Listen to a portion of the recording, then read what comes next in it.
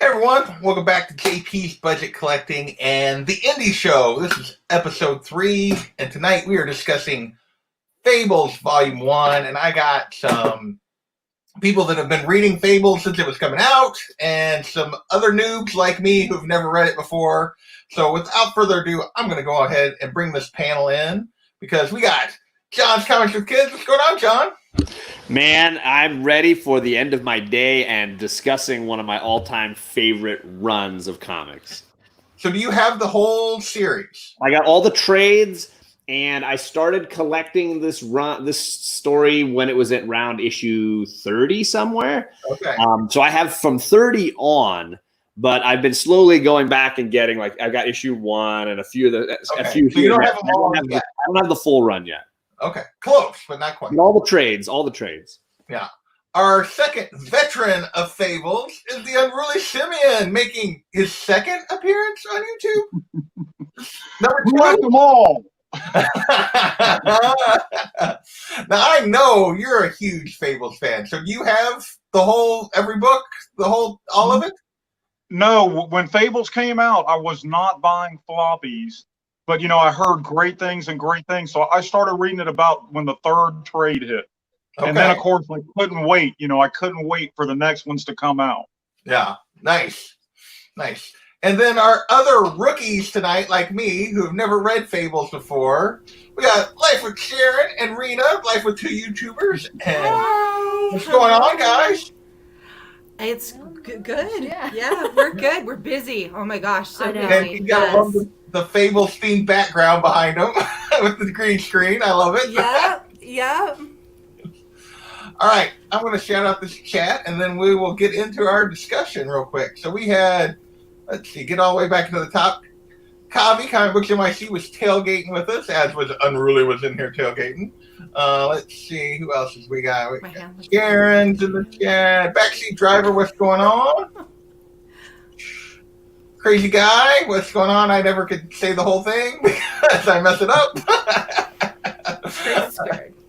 Let's see, Comics for Thomas, what's going on? I had to find you. I saw it, didn't see. Stay Puff, thank you for joining us. Bake the Snake, what is going on, people? I think that is everybody. So when I do this, I like to ask, so I kind of got a little bit of this, but how you kind of found this story initially to start with. So I'm going to start with John, because you said you started around issue 30. What turned you on to Fables? I had taken a big break, like we all do, from collecting at different points, and I went and I found a shop that was relatively near to me, and it was the first time I had met this shop owner, Kenny, and he has been my LCS since this day. I walked in and I was like, I'm looking for something. I had heard Jim Lee was starting at DC, and I was picking up kind of some of his stuff, and he was like, what you really need is, and he gave me 3 Vertigo trades that were starting to drop, and he said, I can put it, if you like, I can put these on your pull list if you read the issues. It was 100 bullets. It was Why the Last Man, and it was Fables, and I ended up collecting as much of those runs as I possibly could. I've ended up getting every single trade and loving all of it. It was the beginning of a beautiful friendship. And yeah, for Fables, Fables is probably the one of those 3 that I'm the most sentimental about. I think it's the one that's the easiest to have the most emotional connection to of those 3 that I mentioned. And so I think it's lasted the longest as far as just my connection to it. Right. So did you start with Volume 1, or did you? I got the first trade, and then I read all the trades up to wherever they were in like current drop issues, and then it was on my pull list from then on. But I would buy the trades whenever they came out because I didn't want to reread my floppies. I was like saving the floppies for those books and then rereading them in trade over like many times. I mean, I've given away the Volume 1 way too many times. Like, I'll just find a friend who's never read it and I'll give it to them, and then I'll just buy another Volume 1 just so that more people talk about this. Yeah. So before we move on, I want to shout out a couple people dropped in here. Night Tiger, what's going on? TJ, thank you for joining us, TJ.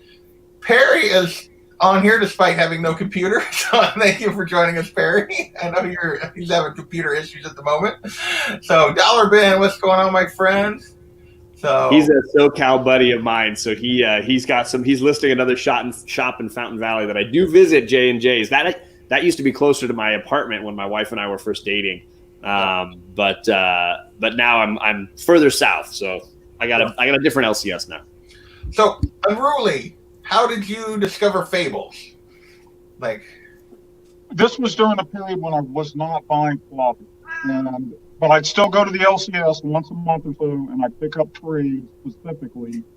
And every now and then I'd buy a good wall book, if it was in great shape and the price was right. So I can't even remember what I was reading at the time, but I was always looking for this kind of material. And I think I read a review of it online, and then it seemed like it started popping up everywhere, reviews of how great Fables was. And I mean, from non-comic sources, Yeah. And so I bought, I think they were up as a third trade. It was third or fourth. I got it and the previous ones and read them, and then I was just like biting my nails waiting for the next trade. It's that good. It's that satisfying. Hey, Mr. Garrell, what's going on? Awesome. So, Sharon and Rena. Rena's introduction was this morning, I think. This morning.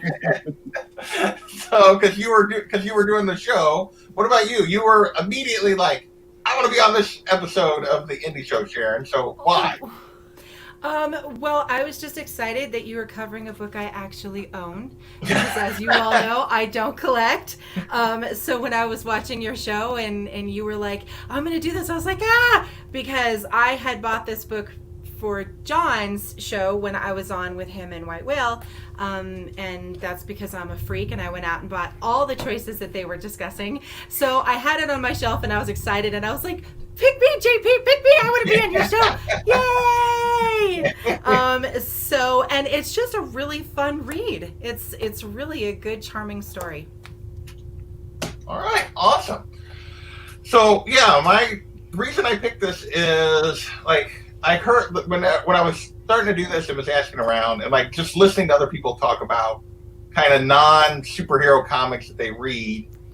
Like, maybe the only thing that's close that I've heard people talk about with this much love is maybe Saga. Like, I feel like everyone that's a fan of this just loves it in a way that you don't like. It's not like, oh, it's a really good story, I liked it. It's like, I love Fables. Like, I mean, it's like I hear Unruly talk about it, I hear John talk about it, I hear Alec talk about it, White Whale talk about it, and and it's just like a devotion to a story. I'm like, I gotta figure out what this is about. I gotta at least check it out and find out. I will say, and this is where I get booed off my own show, I was a little disappointed in this first volume. What? Other than, and we'll get into the rest of it, other than Snow and Bigby, I found all the other characters kind of flat and boring. Like, and obviously they don't go into the other characters very much, but like they called like the regular people mundanes. I felt like everyone in this story, other than Snow and Bigby, were mundane. So now you guys can fix me and set me on the right path. But that was my take. I got to the end of it and I'm like, this world doesn't really intrigue me that much, other than maybe the Snow Bigby relationship, and the rest of it was, I don't know. I'll let somebody else talk. Tell me how I'm wrong. Well, I don't think they really had enough time to introduce everyone and bring them around as rich characters. I mean, they throw so many characters at you so quickly, and I don't think they really had enough time to round characters out. They're just giving you little teasers so that you come back and you want to find out what happens to these people later. Like the one of the three little pigs. You just saw this pig throughout the whole different thing. panels. I was asking story. Unruly about it. I was like, why are there pigs everywhere? I don't get the whole pig thing. I love the relationships. Yeah, I agree. Like, yeah, they did not. I don't discount your feelings, JP, because the truth is, of the trades for this, it's probably on the low end of my favorites in this run. I think it's also the one that's most, in some ways, most dissimilar from the others, as far as the art changes somewhat dramatically because when once they have Buckingham doing once it's like Buckingham doing all the artwork, this comic really starts firing for me. And that's he has a few of the issues in this first trade where he's doing stuff, but he really starts really full time on the later trades, which is why I put those out. Yeah. For me, the third trade is when this comic becomes everything I've ever wanted it to be. And it's kind of like a great TV series where it's like, okay, the first couple episodes, they were trying to figure out what they were really all about. And then once they got like firing on all pistons, it really worked. Now, I will say, like, I'm not bagging on it because I think it's a fun issue, but the detective noir style of the first trade is nothing that continues. Like, it's not a part of the saga. Really? I really like the mystery it's a element. Gimmick that, it's a fun gimmick that introduces Bigby and his demeanor in many ways, but it is not the format for the comic long term. Okay, because to me, like, maybe the biggest problem I had with this was the whole story of the first 5 volumes all hinge on this really, really stupid and terrible plan of Rose and Jack that they came up with because they had an even stupider plan originally. And the fact that, like, and I guess that just, like, tainted the whole thing because Rose and Jack come off as, to me, as, like, idiots that I don't really care about at this point. Jack is definitely an idiot. And Bluebeard comes off as an idiot because he fell for this. And then they talked about the pig. The pig is the only one cameo that I felt like, okay, I want to know more. Right. The other cameos. The whole second trade is about the animal fables, and so it's all. And I'll be honest, that's the only thing. Because that's what I could tell. That's what it's about already. That's the only reason I'm intrigued because it's about the non-human ones. Yeah. Like, I don't know. I don't know what I was expecting because it was like them coming to our world. And I was expecting a little more fish out of water, but they've all been there forever, like, at this point. They've been here for a really long time at this point. So there's none of that adjusting to our world, like, that I was expecting. And honestly, like, Beauty and the Beast come off as kind of annoying. Cinderella doesn't get enough to do. Like, and they're all they're just, like, they introduce them, but I'm just like, I don't care. Yeah. Can I posit a question? Well, sorry, let's let Unruly get into Unruly, go. See, but me and John are looking at it with fond hindsight. I think, and you were right, it's a gimmick. This whole little murder mystery is a gimmick to show you everyone, just to briefly introduce them. You delve a little deeper into others. And it's been like 3 or 4 years since I reread this. And I was picking up things, because this is my 3rd time reading it. And, Flycatcher and Little Boy Blue, you guys have no idea what's in store for them. I mean, they seem like they're a couple of hapless, janitors. Yeah. They're the real deal. It's when it all comes together and as you learn more, it's just like watching a TV show, Yeah. I mean, by trade 3 or 4, you will be mad. You will be in. You will be all in. Go ahead. Well, the comment the idea I was going to sort of posit here, and maybe Simeon, you might agree with this, is that the first trade lends itself to this idea that these characters because their fables, and we're just going to add this layer of spice to what you already know. Okay. And now if somebody was like, yeah, I don't really care about those characters from the fairy tales, they might not appreciate this, that they're adding one layer on. As each trade goes in, we add more and more layers to this, and characters that had so Rose Red has a huge part in Animal Farm, and I think she gets to shine there. Okay. Bigby and Snow get a huge part in the 3rd volume. Flycatcher and Little Boy Blue. Honestly, Alec and I joke that Flycatcher is probably our favorite character in the whole saga. Okay, and he has like 2 panels almost in this storyline. He's the janitor who's like cleaning up, and they're joking about how he always eats flies because he's of course the fly prince from the fable. And but his story long term is is mind-blowingly perfect. The way they weave his character through this storyline. So yeah, my comment was, do you think they rely too heavily on our already knowing who people like Snow White and the Big Bad Wolf are? And does that maybe pull it down the drama a little bit? Maybe.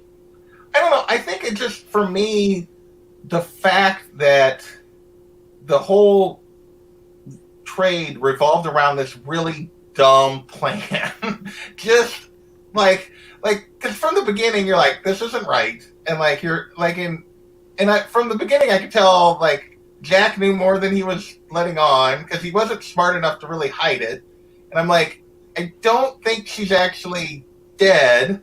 Like I wasn't fooled that she was potentially dead at any point. Like the whole thing just seemed, and then the wrap up like also they was get really away with it all because it was like they were at this party and then suddenly Bigby should we summarize the plot here? I feel like people are like, what are you guys talking about? I don't know. So yeah, we could go into the plot a little bit. The plot is, it opens basically with, you find out that Snow, like the Fables, all these fairy tales, all these people have been basically are in New York, and you're not exactly sure why, like, but they're in our world now, and they're basically trying to stay hidden, because they have magical, like, they don't really age, they don't, like, they're here forever, and it opens with basically that something has happened to Snow White's sister Rose Red, and it appears that maybe she's been murdered or at least some kind of attack, and from there it just, yeah, like it's a murder mystery that goes on for 5 issues that just doesn't do anything for me. Wow, he's getting deep. You're like Alec. You're sinking deeper into this mire here. And I will be honest, like I'll tell you, like you're the first person I know who's read this and like right off the bat we're like, she's not dead, because I think most people are interested in what happened and how did it happen, and they aren't lost in the like, nope, she's not dead. This is too simple. I think there's, so for me at least, that's a first time. I've never heard that reaction before. Did you know she was dead right away, or was No, I knew she was alive. Yeah, no. Rena and I both guessed that she was still alive too. I mean, the crime scene in on itself was just like ridiculous. Yes. Yeah. It was just blood everywhere. Yeah. It's like that would never actually happen. Yeah. Like, but I did appreciate how he figured it out, mm-hmm. and the explanation at the end of how he pieced everything together. I do feel like it was drug out a little bit, while he was trying to figure everything out, because he knew from the beginning. He admits that he knew from the beginning. So that for me, I think, but I think that was how they were squeezing in all the other characters like Beauty and the Beast and Cinderella and poor Pinocchio. Oh, God. Pinocchio. And Prince Charming, what a jerk. Oh my gosh. I guess maybe, and I think that was the other thing that like held me back from because I really enjoyed the Snow and Bigby conversations and interactions and very much. Yes. I enjoyed that part a lot. And you can tell we liked Bigby a lot. Yes. Yeah. I really enjoyed Bigby. What I didn't enjoy at all, almost, except for the pig, were the intros of the other characters. I did not enjoy Pinocchio. I thought that was, of all the things, I just thought that was so obvious and boring that his big complaint is that he doesn't get to have sex. It's I'm just really? That's where we're going to go with this? And then Prince Charming's an a-hole. Wow, that's a real big twist. I don't know. It just, all the other characters came off very flat to me. And maybe it's just because, they didn't, because they tried to, shove them in and introduce them, and I just don't feel like any of them got enough to make me want to care. if that makes anything any other than the only one that I cared about at all was the pig, because I just thought his and Bigby's interaction and relationship was fun, and I'm like, okay, there's more there. Unruly thought. Like, I feel like I'm like trashing this, and I don't want to trash it, but I was disappointed. I'll be honest. I like the little panel where the pig is lighting a cigarette with his hose. Oh, right. Yeah. Like, I love the panel where like he's like, "You want to stay for breakfast? What are you having? Ham and eggs." He's like, "I take it all back. You're a monster." I take everything back. Like, that whole interaction was really good. Like, but anytime like Snow or Bigby was not on the panel, like I was bored. If that makes I Well, wasn't. I I hope you wasn't. give it I a think the chance to artwork was continue. good. Go ahead, No, go ahead. Unruly. Go ahead. I hope you continue because it is amazing. But now I've lost what little train of thought I could muster. You're okay. Well, no, check this out, and this is how unintelligent I am. Ultimately, every time I reread it, I get struck again because I didn't notice it the first time I read it till 30 issues in. Big B Wolf. Yeah. It took me that long to figure that out, you know. I guess for me, the artwork was Really so good. Yeah. And I enjoyed more than just the story, just looking at the panels. Seeing the world around. And you're not a them. comic book reader. I'm not, but just what was going on around them. I mean, every picture was so detailed. And when you look past what jerks they all are, the artwork was really, really magnificent. And for me, to see whether Snow and Bigby end up together was definitely worth picking up another copy. I was even messaging Unruly. I'm like, do they end up together? And he's like, not gonna tell you. I was like, dang it. So like, unlike some people on this panel, I didn't spoil myself already, Rena. But I will say, like, the only thing that like has me like intrigued to read panel 2 is I feel like the Snow and Bigby thing could be a really fun, like moonlighting type like storyline if they wanted to go that way. I feel like they could have some fun with that. But I just like the other characters just hit me so flat. I had such a hard time with like everyone else. Like, I don't care about Prince Charming. I don't care about Jack. I don't care about Rose Red. I don't care about. Do you think it's because they are presented? And I would say one of the things I know they were trying to do with this is to humanize these characters with their darkest desires. Every single one of them is presented with without any glamour. It's like they stripped away the Disney. Right. And that's what so for It's me, like admittedly, this was 2002. This was pre, Shrek and some of that kind. It was like pre some of the like. I mean, maybe the first Shrek might have happened already, but like for me, it was like pre some of that deconstruction of Disney stuff. Yeah. And I've always thought Prince Charming was a cad. And it was fun to see that there was one Prince Charming for all those stories. And it was one cad, this one guy who messed up all of these women's lives. Yeah.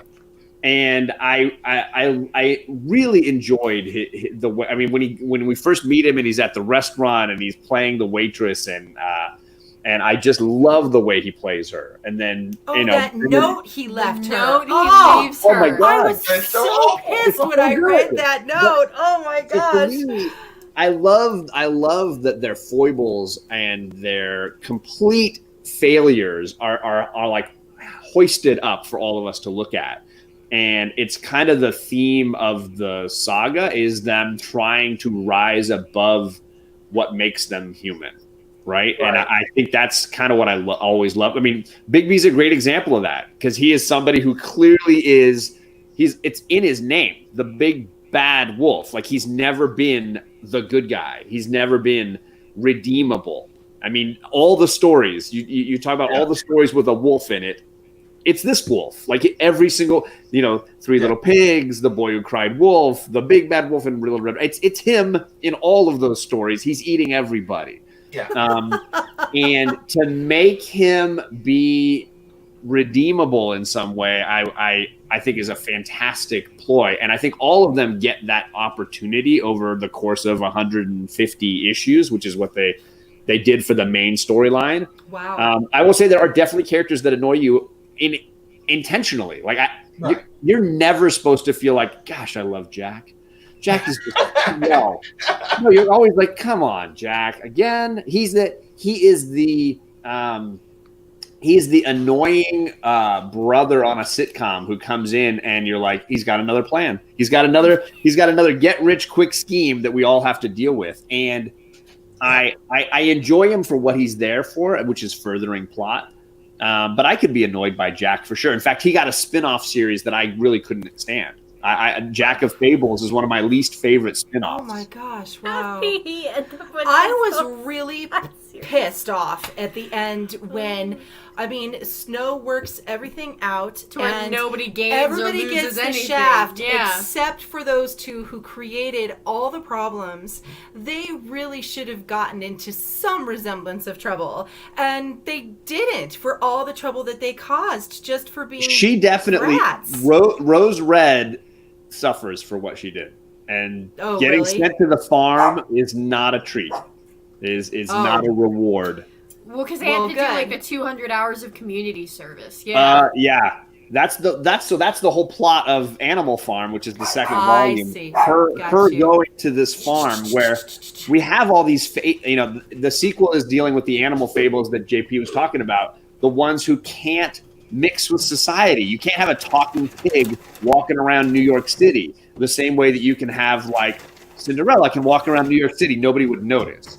Right. So they have all these animal fables who can do these amazing magical things and they can't leave. So they're stuck. They are sequestered, basically. They are quarantined at the farm. And so she goes there to kind of be a liaison and take care of this place where there's many, many, many disgruntled fable characters. And that's and so Bigby and Snow have a smaller part in that one. But it's definitely Rose Red, and you get Goldilocks living with the three bears, and you get all these great fable characters that are animal related. And for me, my favorite is the third one, Storybook Love, where you get Bigby and Snow White front and center. And it honestly, so I wanted, you guys mentioned the art. I wanted to spend a little time talking about Mark Buckingham and Bill Williams. He's not even listed on my trade. Being a part of this. He's not. He started at issue 6, I realized, which this is what, the first 5? This is first 5. Yeah, so he started at issue 6. And he does something, he invents later on this style of having the frame be art. And it's something that continues all through the run, where you're reading a scene and the whole border is a piece of art. Rena noticed, and he layers in these kinds of things all through, where you just have art across the top. You have art pieces. Yeah, kind of like this. Well, when they're doing the flashbacks, they have borders that must have each taken and so much it becomes this sort of style of the comic where you get a border. But he does these stylistic elements throughout the later trades and stories where it's really it really elevates the art to another level for me. I found the art in the first one to be the most inconsistent, whereas I felt like later it got mind-blowingly good for me. Yeah, that's what it started. I started to identify the characters more readily. But I read I think I ended up reading the first trade and then buying 2 and 3 and 4 and reading all of those in a run. Okay. So 2, 3, and 4 are among my all-time favorites in the story. Got you. Now, remember Alex said he thought it went on a little too long or sagged in the middle. I loved it. I loved it front to back, beginning to end. I wish it would have never ended, honestly. Aww. Gore Vidal is talking about Animal Farm and Lord of the Flies and sort of the themes of Volume 2. If the themes of the first one are more Dashiell Hammett and noir, the themes of the second volume are definitely. I mean, clearly, Animal Farm is the title. It's definitely Orwell's Animal Farm is a big part of it. Yeah. The idea of the animals trying to be in charge and create their own government and be bosses. But the first trade that we're talking about, I get some of the things you're saying, JP, and I'm sorry that it was so frustrating. But for me, what you like about Snow and Bigby, at least feeling like they're really 3 or even 4th dimensionally interesting characters, is what you end up getting from everybody. Okay. Again, Flycatcher is my favorite character, and he's hardly in this one at all. Yeah. I guess I shouldn't say that, like. And the Pinocchio story over the run of this comic is huge and vital. Pinocchio is not merely a one punchline sex joke. In my opinion, it's a great joke. I think it's very funny. It made me laugh. For me, I laughed again this time rereading it. Yeah. But there's a much bigger story for him. And I guess maybe that was my frustration, and maybe I just didn't have the patience for this. But like you talked about that they basically showed these characters the worst side of all these characters, like in a lot of ways, and the ones that they introduced. Yeah, Beauty and the Beast are getting marriage counseling because it's just a complete disaster, and they're stripping away the beauty of the whole thing. I guess that I'm okay with that. I just didn't find them they didn't come across as intelligent, several of them, like at all, and B, like it's not even that you see like their bad side. It was that they weren't even really likable. Like Beauty was flat out not likable. She was a jerk. Like she's definitely she's not. And I thought I don't know, the Pinocchio thing. Like as soon as he started saying that he was upset with the fairy, I was like, I knew that's where the joke was going, and I just felt it was very obvious. And like I don't know, I just. Like, several of the things I felt were very obvious. And part of it is I come at this from a post-Shrek world. Like, to a certain degree. Like, I've seen Cad Prince Charming. Like, I've seen, like, this is not a new concept for me, I guess. And so I was like, oh, we're getting Cad Prince Charming. Shocking. And maybe that is, like, a little bit of what twisted my perspective on this versus, like, you guys, like, who got to read it, where this was a very new approach to these characters. I feel like some of this I've seen, and that's probably because it's been stolen. I just researched. I did a little checking there. Shrek and Fables were within a year of each other, so it was clearly like in the mainstream at the same time. Right. And I think Shrek's based on a book, so it's possible that the Shrek book was even like books are nothing like the movie, the film. But I get what you're saying. Sorry, go ahead, Simeon. There's no new thing under the sun. You know what I'm saying? There's only like 5 plots. Yeah. Freaking, it all depends on the way you put it together. It's just like music. How many chords are there? You know what I'm saying? Yeah. And for my money, this guy does it exceptionally freaking well. And what's cool about the farm upstate, it's not just the various animals that can't blend in. You got all your big hitters too: dragons, giants, Baba Yaga, creatures like that. Yeah. But down the road, all these characters get fleshed out. Even people like Prince Charming get moments of redemption, and even the two you like, Snow White and Bigby, you're going to see their not so good side. Well, I guarantee they don't have them. I guess I just felt like they were, like John said, 3-dimensional, whereas the others didn't come across as 3-dimensional at all in this. And well, yeah, but we're critiquing this trade, but I promise you, all that changes. And we didn't even get into one of my favorite sequences, which is the creepy witches that they go to visit. I love this. I love the cover with the all the little monsters that she's serving tea to.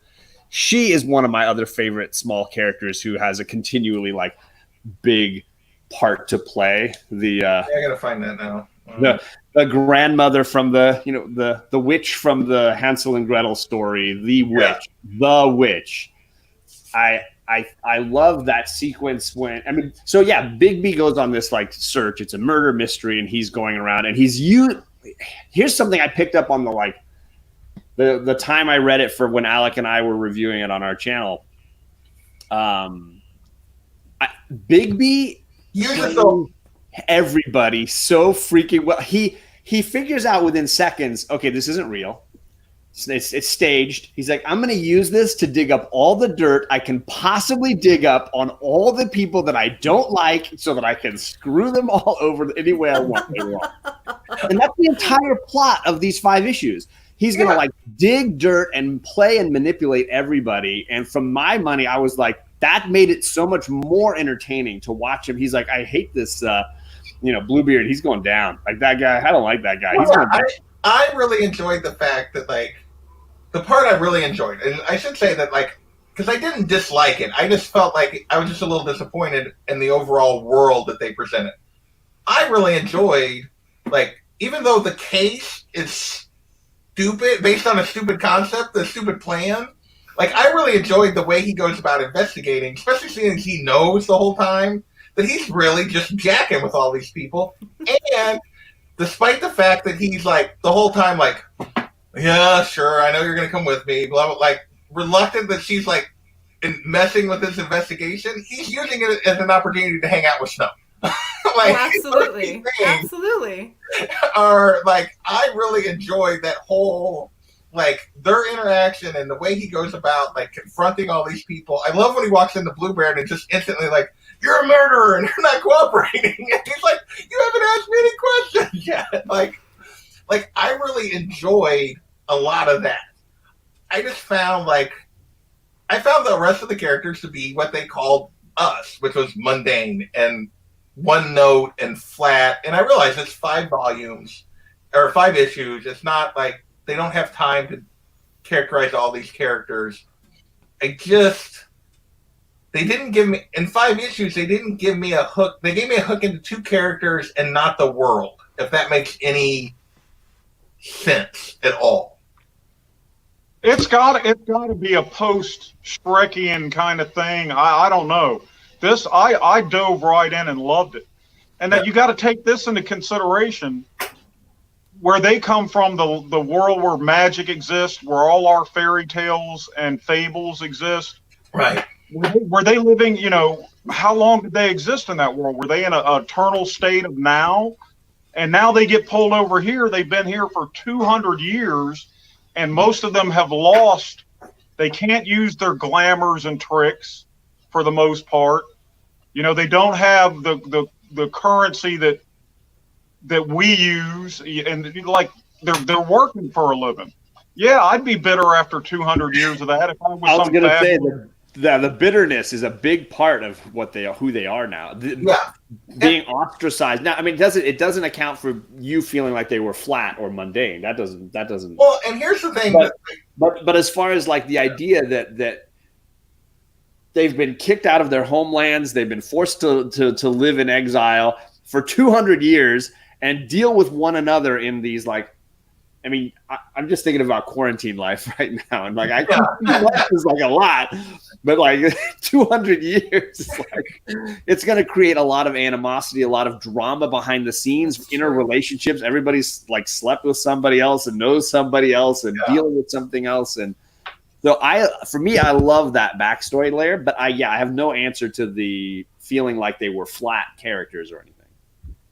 And I don't know, and like I said, the 2 main characters of this, I really enjoyed. I just, like, they didn't hook me into the world enough. I didn't feel like, I felt like a lot of the cameos that were meant to do that just came across as, yep, okay, that guy, Prince Charming's a jerk, okay. Bluebeard's, like the whole Bluebeard thing that they're trying to, I feel like they were trying to set him up as, like, going to be a long-term antagonist of Big B and everything else. But he's dumb. Like, he falls for the the original plan, which is like, okay, like, how does he not like see through? Give me a whole bunch of money and you can't sail anywhere. We're together for a year. Like, well, I think he was just more interested in murdering her, and he was going to do anything he could. I to get his guess. goal. And then like, we're gonna marry it. And the whole thing, like, I have a contract, and it's like, no one gives a crap about your contract. They cheat him out of the contract, which, like, technically, like... Yeah, well, obviously she's not going to let her sister get murdered. Yeah. Well, let's be honest. That I think JP, your attitude towards contracts is something that a mortal person would have, but a person who lives forever and is bound by a contract is a legit nightmare. Contracts mean everything to these characters. Written contracts mean everything. Okay, you're bound for your life, and your life don't end. Yeah. And Bluebeard, it's not so much that he's stupid. He's got a great deal of power and a shit ton of money. Yeah. He's been insulated from the real world in 200 years of exile. I can't even imagine how that would twist your mindset. You know, but just basically anything you want is yours.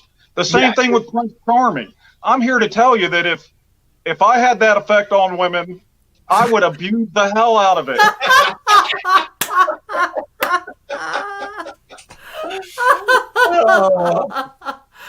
Oh, that's amazing. Oh, that's good.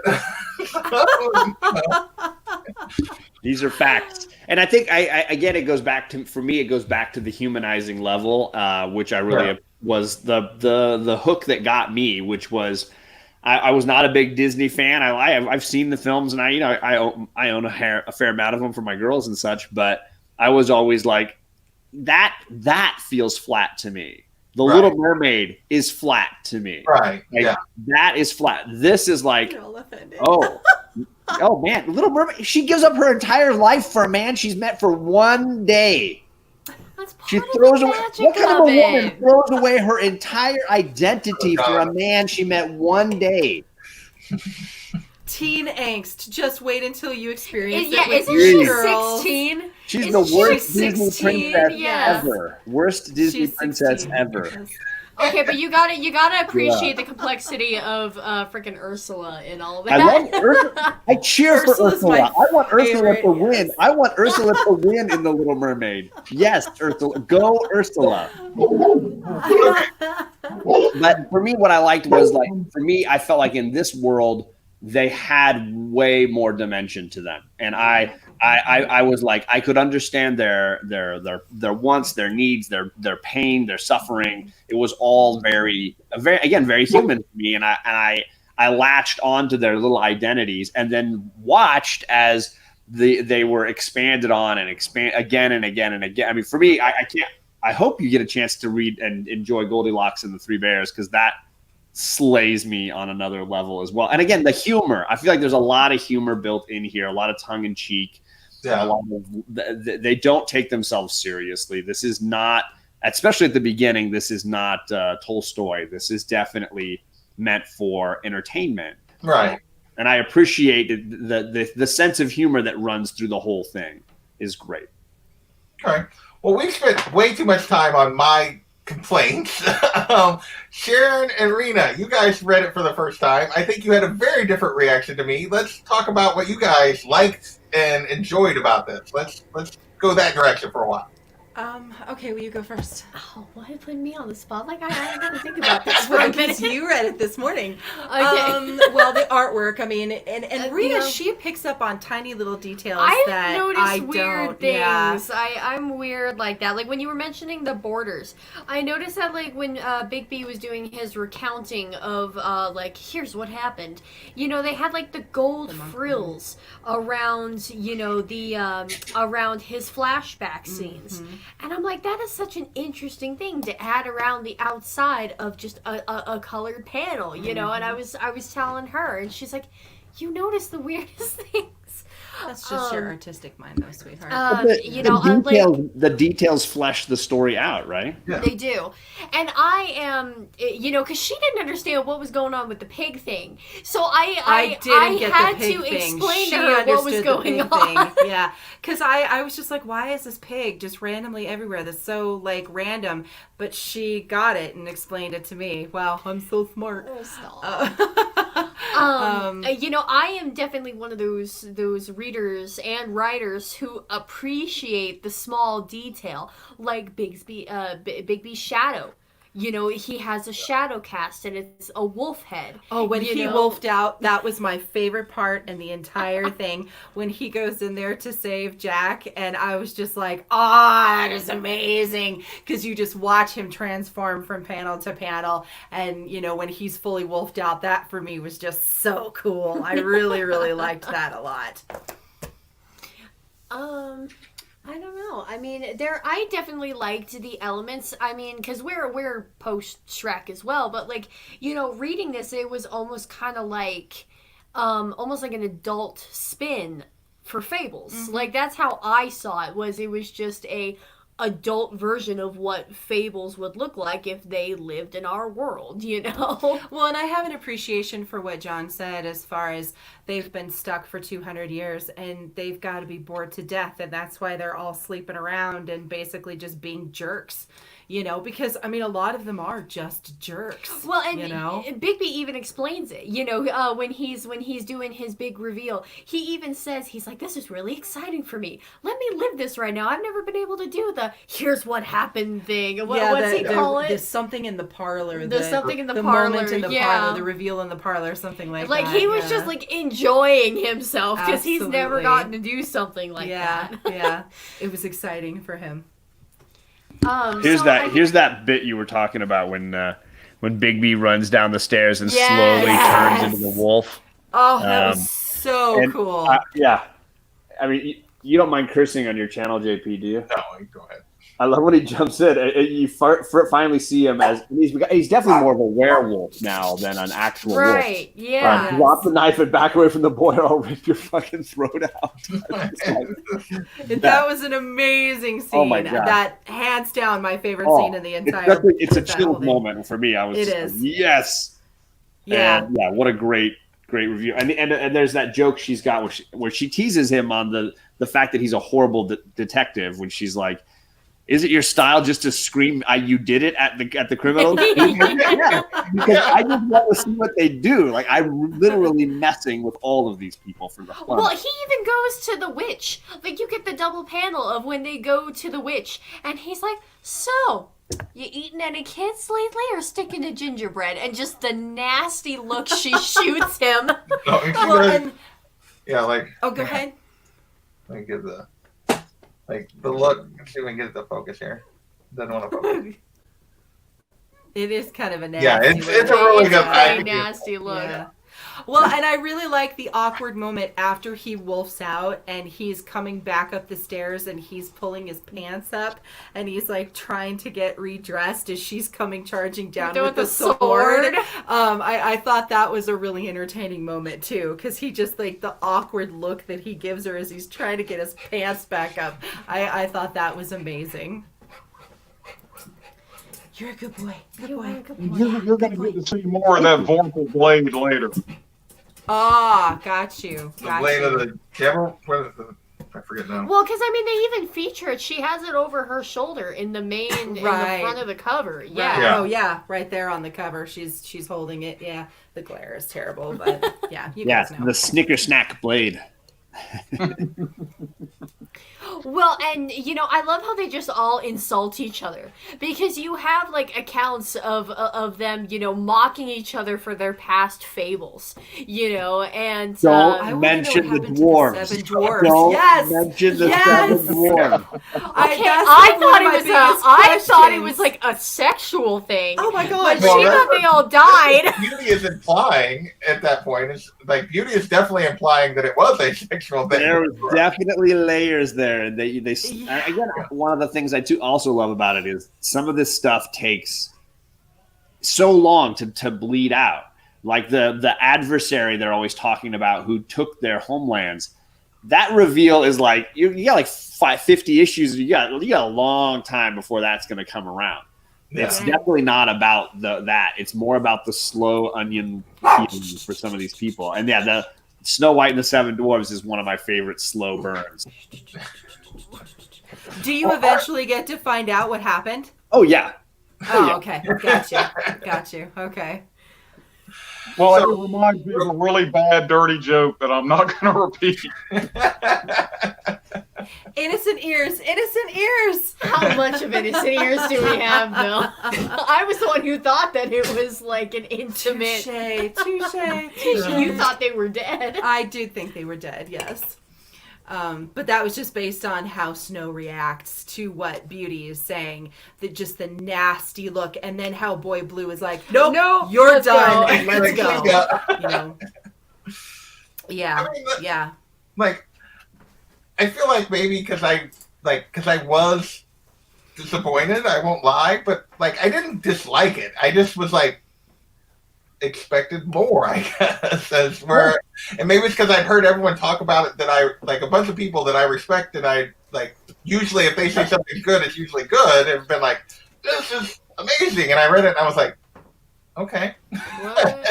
Well, I think maybe if you were to read a little bit more, you would probably fall into the characters. More. I mean, because like John said, I mean, what you said, the third one is one of your all-time favorites, and by then you've really gotten into the characters. You kind of know more of what's going on, and maybe the characters would round out for you. It's not just the one and done of here's this person just for this person. Yeah. So like I realized like a comic series should be like Volume 3 is great.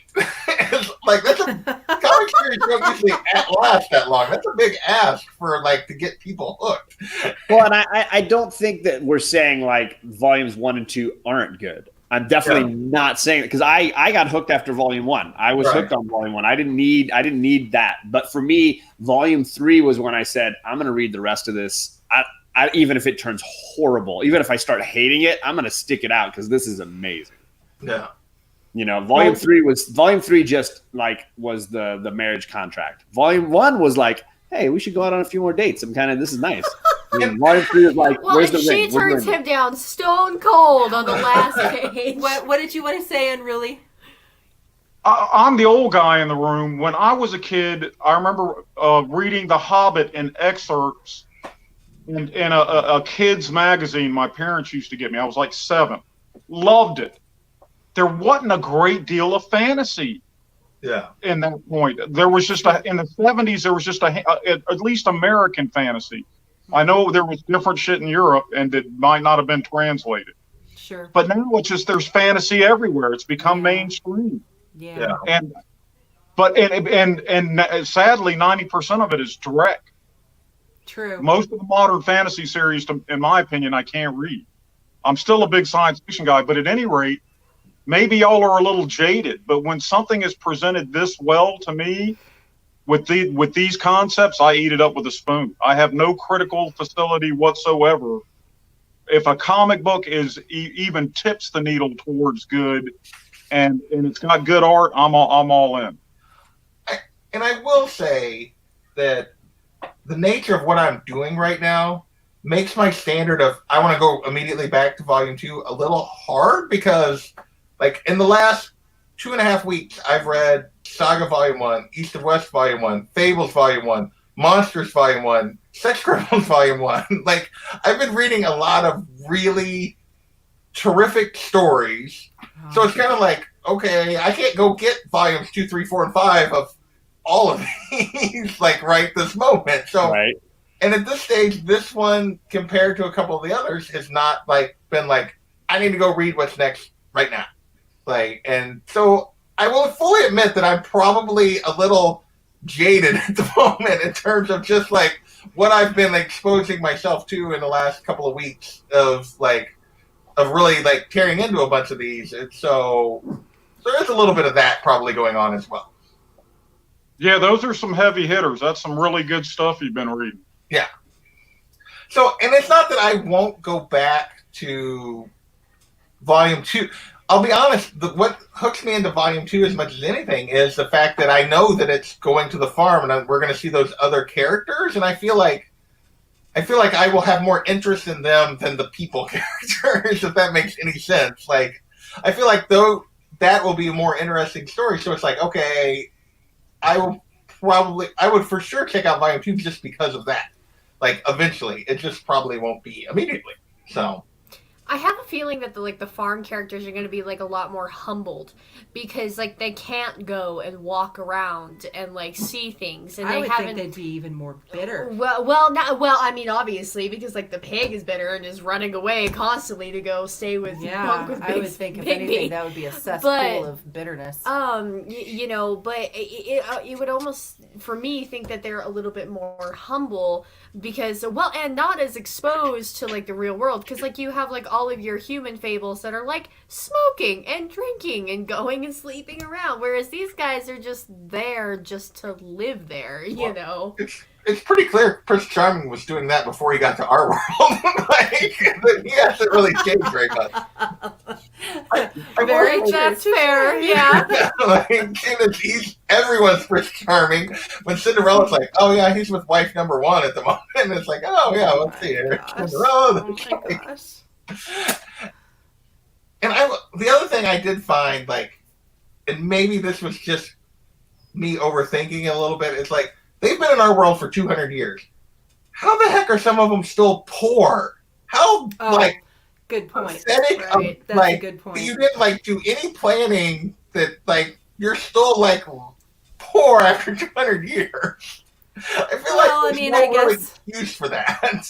If you're used to being enchanted and in a magical world where you want for nothing, I mean, you know, and then you're thrust into the real world, quote unquote, you know, you would be bitter and then you would have 0 survival skills. I mean, you know, so they're all going to lump together and be like, oh God, what do we do? You know, obviously they would eventually try to evolve, but they're all stuck in one phase, just like Pinocchio, and who's stuck also in one phase. Their values are like different from ours because like they're throwing around numbers like, you know, because like Charming gets a little over 20,000 back for the raffle for you know, putting in his estate. That's the other thing, like. But I mean, like, I would consider $20,000 a lot of money, you know, like. Whereas that's dirt, you know. I will say that was something that like jumped out at me and bothered me. Is like these people are all poor and yet they raise like hundreds and hundreds of thousands of dollars on this stupid raffle.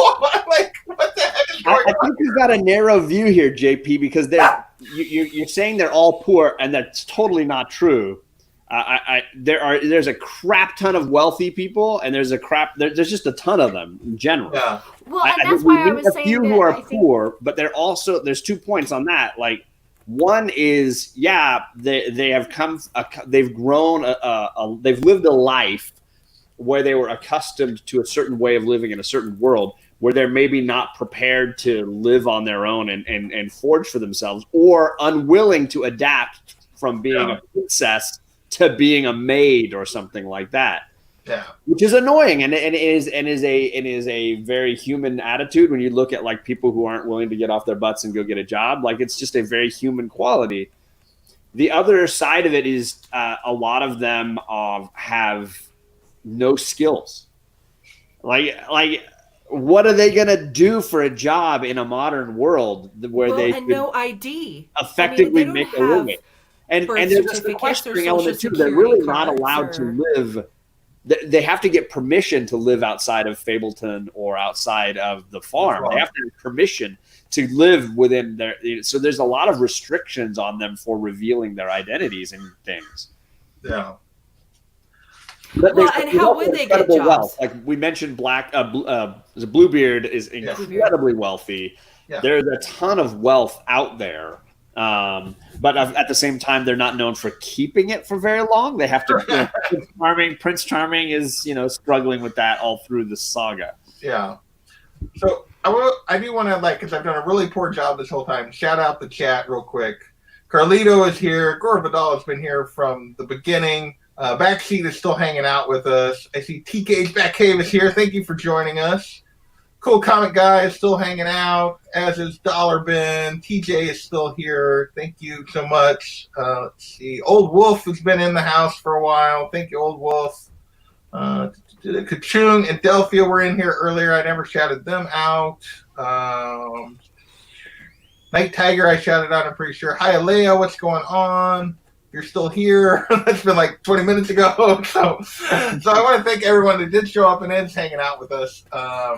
So yeah, we're at the hour mark. So any final thoughts or anything that we haven't discussed that you really want to talk about real quick in this first volume?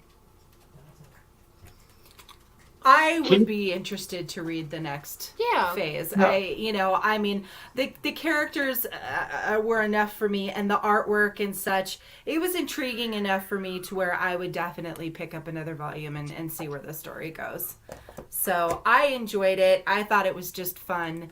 It was just I had fun with it. Yeah. Okay. Enough to suck her in.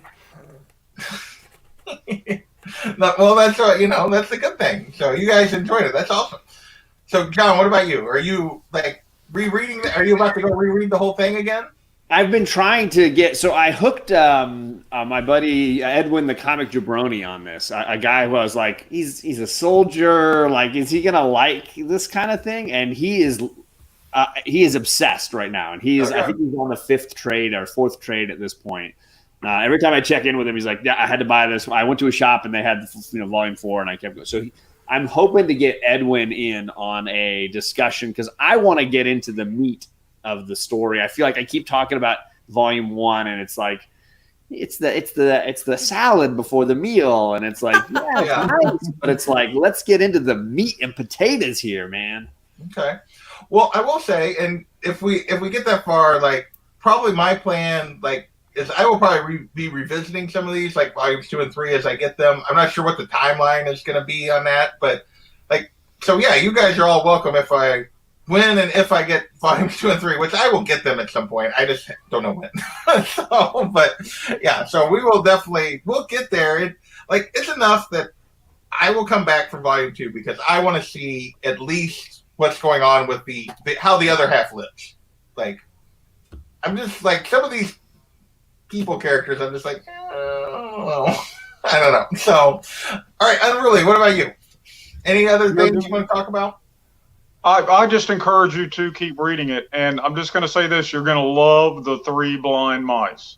3 blind mice, okay. They have such excellent misadventures. So there you go. So, and I will say, and maybe like I will fully admit that I feel like most of my disappointment revolves around the fact that this whole volume revolves around something stupid. And like this whole stupid plan of, I think really the stupid plan of Jack and Rose just like sort of ruined the whole thing for me, because it's like, we did all this because of this? This is dumb, and they're idiots. And it's just like, it really, I think that bothered me more than anything. I think it's really like, because it's like, oh, let's steal money from one of the meanest people in all of Fableton, like by tricking him into that I'm going to marry him, and then let's pretend to be dead to get out of the debt because we can't. It's just like, what? It's just Jack's a survivor. He'll fool you coming up. He's a narcissist and he's always out for number 1, but he has his moments. Well, I hope so. This is not it. Oh, he has many more moments like this, but he has a couple of moments where he's not a complete idiot or a self-centered jerk. Okay. Well, and it was really Jack's fault, like, because he talks Rose into it. Yeah. All because he started that online, what it was, like a sales deal or whatever it was. That's the only reason why he talked her into it, is because he started this online thing. Yeah. So anyway, so you guys, any guess I just asked for final thoughts. So, anything you guys want to pitch before we get off of here? We're having Cookie on our show this Saturday. Nice. For Isle of Pop culture. Pop culture, thank you. I was like, the. So that'll be fun. That's pretty much all we have going on. Cade is getting a new computer for his videos and whatnot, so we are making a new desk for him. We're all three working on Night Tiger's project. Oh, I'm sorry. We have this cord. I know you guys can't see it, but there's this cord, and I keep yanking on it. And she's like, where we're doing the First Ladies of DC. And the first one was super fun, and he asked us to come back and do the second one. So we're doing voiceover work for that, which is super awesome, and we are loving that. I think that's about it. Well, I mean, you're doing your Isle of series on your channel, and I just do ridiculous crap on my channel. So there you go. Yeah, the unboxing of the Batman books was quite good this week. Oh yes, my genius editor. Yeah. He's back from his alien abduction. He's back from his alien abduction. We were getting worried about him, so that's good. I know you can't hear. Here, you want to say hi? Yeah. Here, you can say hi. I'll switch places with you here. No, you don't have to get up. We're just wrapping up, Kate. Hey, what's going on, man? Good job this week on your videos. Thank you. Fire facts. Right? Fire facts. What do you know about fairy tales off the top of your head? Fact number... Wait, guys. I have one. Fact number 1, I have no idea what the fact's going to be. There you go. Speaks the truth. There you go. All right, Ruli, man, you got anything? I know you don't make videos very often, mostly contest entries. You got anything you're going to do coming up? Yeah, if I manage to get home this weekend, I'm going to film. I've gotten a bunch of AOKs in the last couple of months, and I'm going to film a thank you video showing them all off. Nice. Hey, Sam, what's going on, man? John, what about you? What else you got going on? I think I'm on some really annoying guy's channel tomorrow. I'm really questioning that friendship at this point. I can't remember who he is, but I've got to hang out with him a bunch this weekend. It's going to be super awkward now because I just AOK'd him volumes 2 and 3 of Fables. Ha sucker! I just saw them. They're on their way to your house. I'm not joking. I got his address right here, and I just sent them. You guys all have to come back for volumes 2 and 3 of I'm saying, sucker! Now you have to read them. Now you have to review them. Yep. That's amazing. Yep. That's awesome. That just happened. I think the third volume's coming media mail, so you might get it in 2021. But the other one should arrive a little sooner. I'll get it at some point. So yeah, we will be back for volumes 2 and 3, and maybe they will change my mind. So They will. That is the end goal. Or you at this can point. AOK them on that issue to somebody in the chat. All 3 volumes can go off to the world. This is true. I can just send them out if I decide I don't like it after 3 volumes.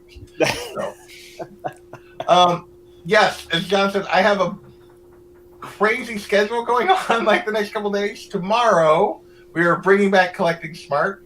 John, myself, Matt, Rob Wurst, Not Near Mint, and maybe Perry. I don't know if he's going to even try it at this point now. Yeah, his computer. His With his computer, probably not. So, Oh. but we're going to be discussing the hiatus that we're coming out of. New comic books are back. Do we care still? Do we has it changed is it going to change the way we collect going forward this time without new comics? I can honestly say it will for me, probably. Wow.